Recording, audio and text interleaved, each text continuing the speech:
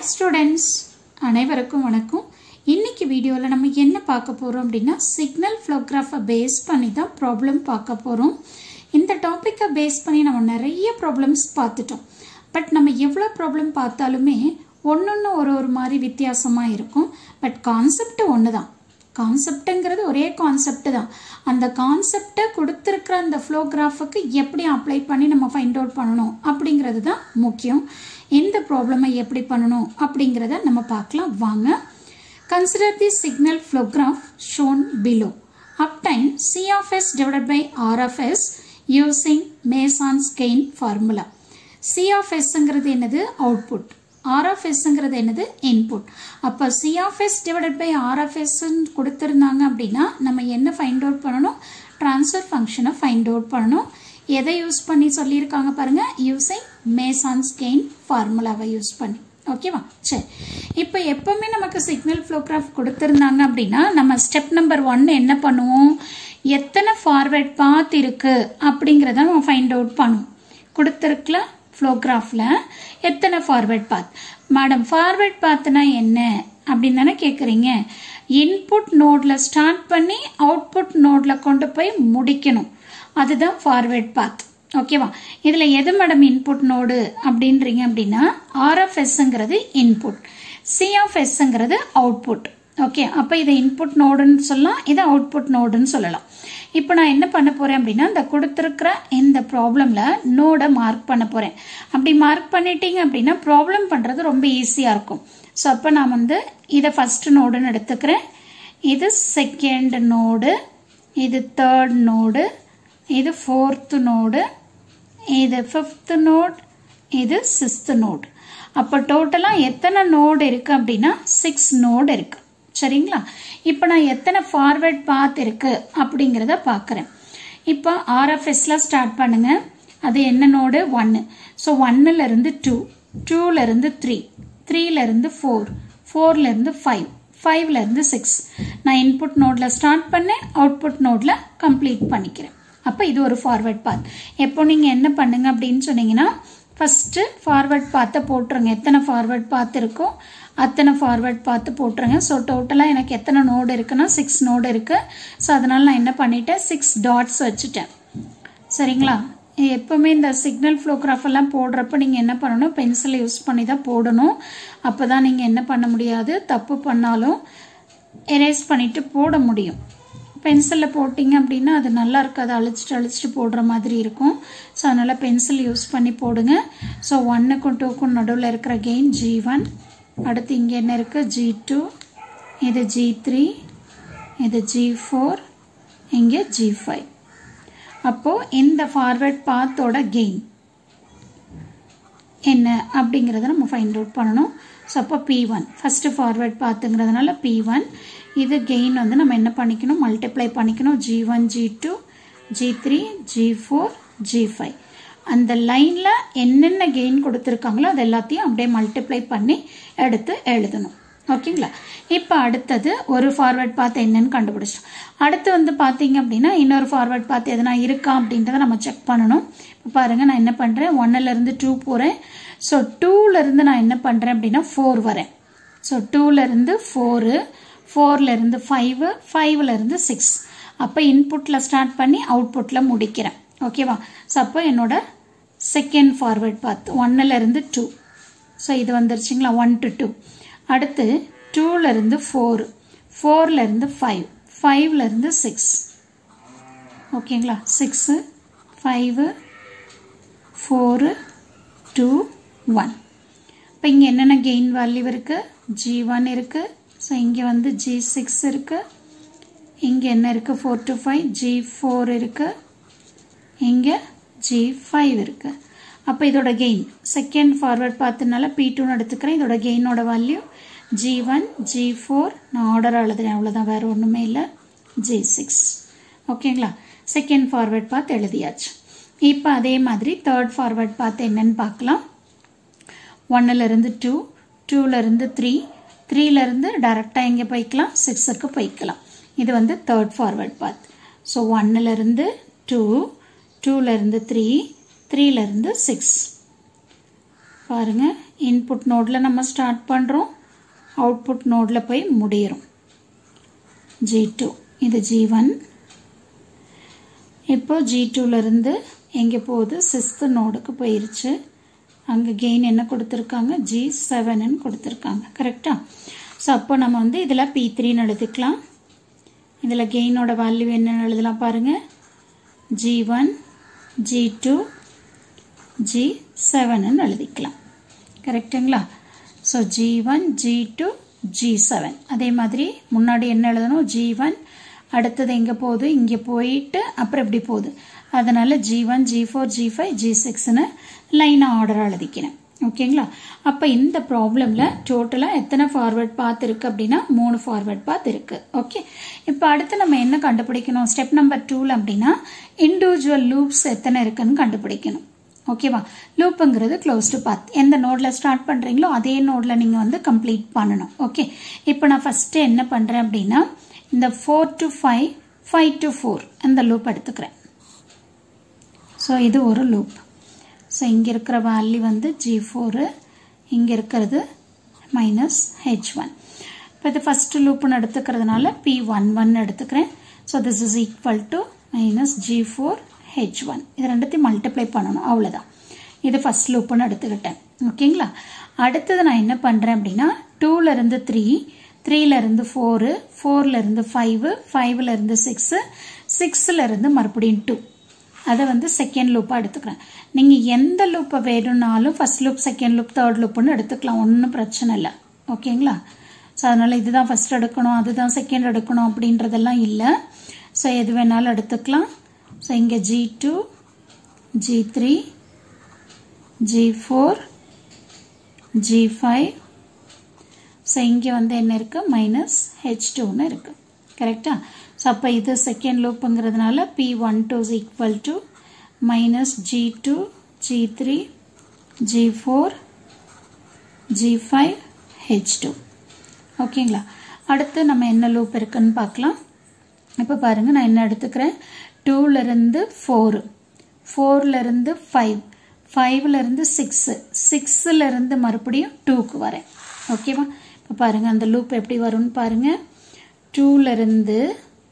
2லேருந்து இங்கே 2ல் ஸ்டார்ட் பண்ணிக்கிறேன்.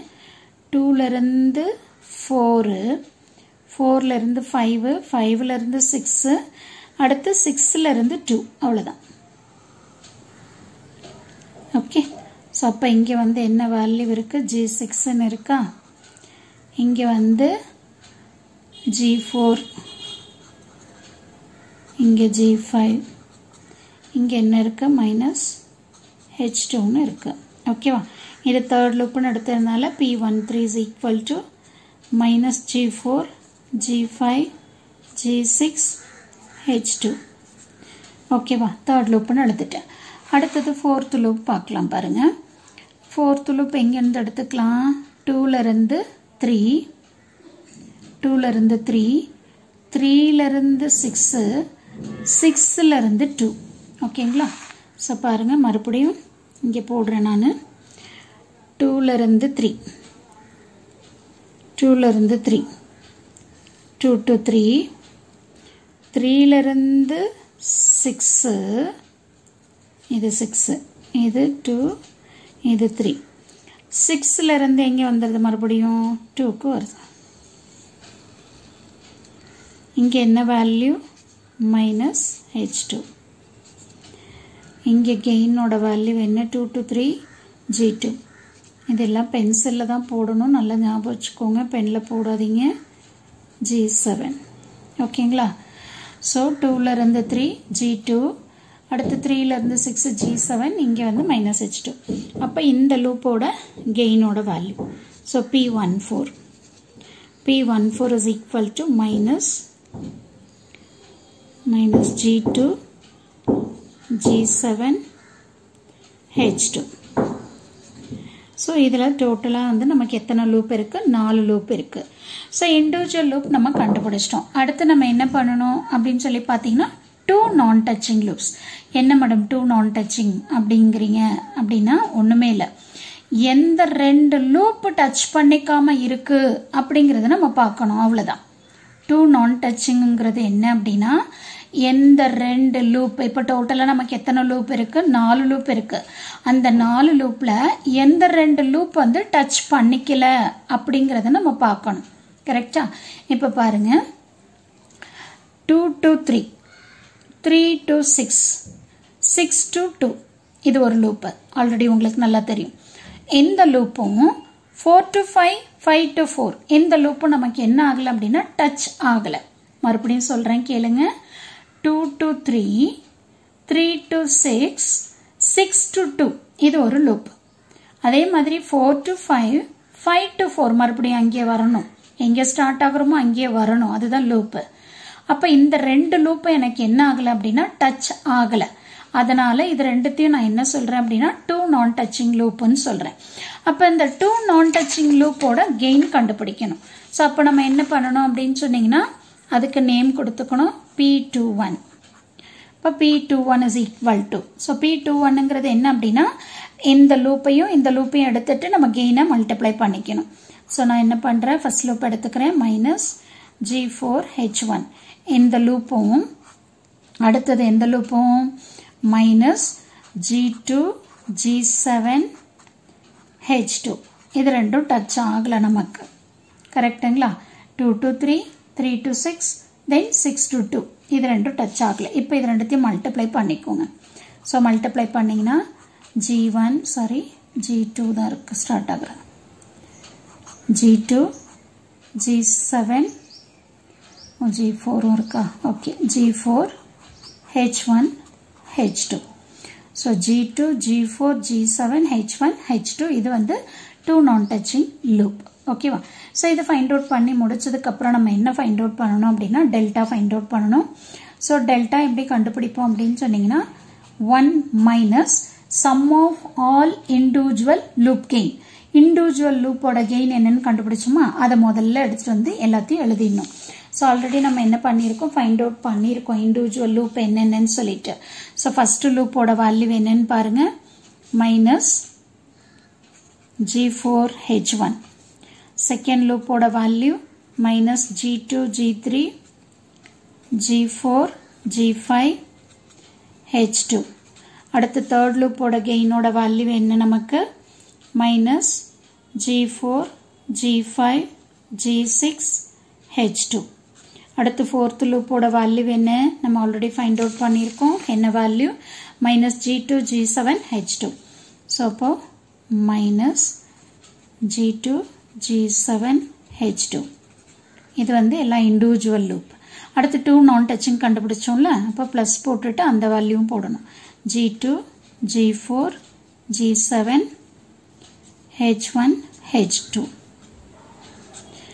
ஓகேங்களா இத எழுதியாச்சு இத டெல்டா கண்டுபிடிச்சோம் இப்போ இதுல வந்து எல்லாத்துலயும் மைனஸ் இருக்குறதுனால நம்ம எந்த மைனஸ் வெளியில எடுத்துட்டோம் அப்படினா பிளஸ் ஆயிரும் எல்லாமே சோ அப்ப இத எப்படி எழுதிக்கலாம் அப்படினு சொன்னீங்கன்னா 1 plus G4H1 plus G2 G3 G4 G5 H2 plus G4 G5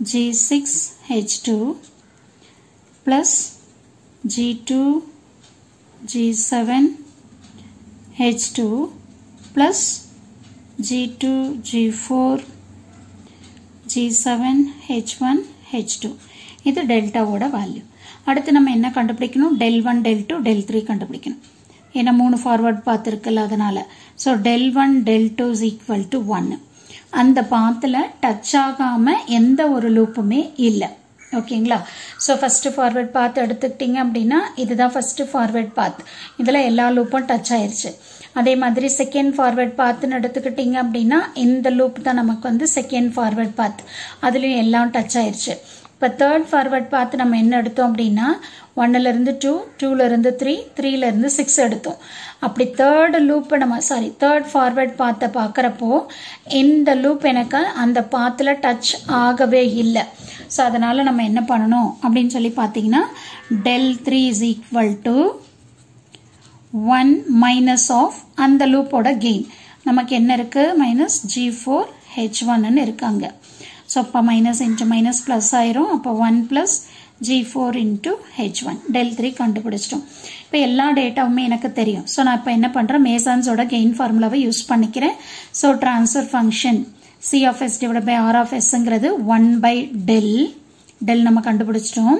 so இங்கே எத்தனை ஃபார்வர்ட் பாத் இருக்கு, 3 ஃபார்வர்ட் பாத் இருக்கு. ஸோ அப்போ P1 del 1 plus P2 del 2 plus P3 del 3. இப்போ எல்லா வேல்யூமே நமக்கு தெரியும். டெல்டாவோட வேல்யூ தெரியும், P1 தெரியும், P2 தெரியும், எல்லாமே தெரியும், P3யும் தெரியும், del 1 del 2 del 3யும் தெரியும். இப்போ இந்த எல்லா வேல்யூஸும் கொண்டு வந்து இங்கே சப்ஸ்டியூட் பண்ணணும். ஸோ இங்கே டெல்டா நான் வந்து பெருசாக இருக்குங்கிறதுனால நான் அதை எழுத போகிறதில்ல, அப்படியே வச்சுக்கிறேன். So 1 by del. ஆனால் நீங்கள் எக்ஸாமில் கண்டிப்பாக எழுதணும். ஓகேங்களா? ஸோ எழுதாமல் விடாதீங்க, எழுதிடுங்க. ஸோ P1ஓட வேல்யூ நமக்கு என்ன, ஆல்ரெடி நம்ம ஃபைண்ட் அவுட் பண்ணியிருக்கோம். P1ஓட value G1, G2, G3, G4, G5. So delta வந்து 1, அதனால் அப்படியே விட்டுருங்க. ப்ளஸ் P2ஓட வேல்யூ நமக்கு என்ன வந்தது, G1, G4, G1, G4, G5, G6. சரிங்களா? அடுத்தது P3. ஸோ P3ஓட value G1, G2, G7. G1, G2, G7 into delta 3. Delta 3ஓட value 1 plus G4 into H1. So இதுதான் வந்து நியூமரேட்டர் வேல்யூ. டினாமினேட்டர் டெல்டா அது ஆல்ரெடி நம்ம இங்கே எழுதியிருக்கோம். ஓகேவா? இது லென்த் எக்ஸ்பிரஷனுங்கிறதுனால நான் இங்கே கொண்டு வந்து சப்ஸ்டியூட் பண்ணலை. பட் நீங்கள் ஃபைனல் எக்ஸாம் பண்ணுறப்போ இல்லை ஃபைனல் ஆன்சர் கொடுக்குறப்போ கண்டிப்பாக நீங்கள் என்ன பண்ணணும், டெல்டாவோட வேல்யூவை கண்டிப்பாக சப்ஸ்டியூட் பண்ணணும். ஸோ இந்த மாதிரி தான் நம்ம என்ன பண்ணணும் அப்படின்னா ட்ரான்ஸ்ஃபர் ஃபங்க்ஷனை ஃபைண்ட் அவுட் பண்ணணும். இப்போ சிக்னல் ஃப்ளோ கிராஃப் அப்படின்னாவே ஃபஸ்ட்டு ஃபார்வர்ட் பாத் கண்டுபிடிக்கணும், அடுத்து இண்டிவிஜுவல் லூப் எத்தனை இருக்குன்னு பார்க்கணும், அடுத்து 2 நான் டச்சிங் இருக்கான்னு பார்க்கணும், அடுத்தது 3 நான் டச்சிங் இருக்கான்னு பார்க்கணும். பட் இங்கே வந்து 3 நான் டச்சிங் இல்லைங்கிறதுனால நான் அதை பற்றி உங்களுக்கு சொல்லலை. இங்கே வந்து 2 நான் டச்சிங் 3 நான் டச்சிங் பார்த்ததுக்கு அப்புறமா டெல்டா கண்டுபிடிக்கணும். டெல்டா ஃபைண்ட் அவுட் பண்ணதுக்கு அப்புறமா எத்தனை ஃபார்வர்ட் பாத் இருக்கோ அத்தனை டெல்டா வேல்யூஸ் கண்டுபிடிக்கணும். இங்கே 3 ஃபார்வர்ட் பாத் இருக்கிறதுனால நம்ம 3 டெல்டா கண்டுபிடிப்போம், del 1 del 2 del 3ன்னு சொல்லிட்டு. இதெல்லாம் ஃபைண்ட் அவுட் பண்ணி முடிச்சதுக்கப்புறம் மேசான்ஸோட கெயின் ஃபார்முலாவை யூஸ் பண்ணி எல்லா வேல்யூ சப்ஸ்டியூட் பண்ணி போட்டோம். ஃபர்தராக நீங்கள் எதுவும் சிம்பிளிஃபை பண்ண தேவையில்லை. என்ன வேல்யூ ஃபைண்ட் அவுட் பண்ணீங்களோ அதை சப்ஸ்டியூட் பண்ணால் போதும். அதுதான் உங்களோட ட்ரான்ஸ்ஃபர் ஃபங்க்ஷன். கண்டிப்பாக இந்த வீடியோ உங்களுக்கு யூஸ்ஃபுல்லாக இருக்கும்னு நினைக்கிறேன். தேங்க்யூ ஃபார் வாட்சிங் திஸ்.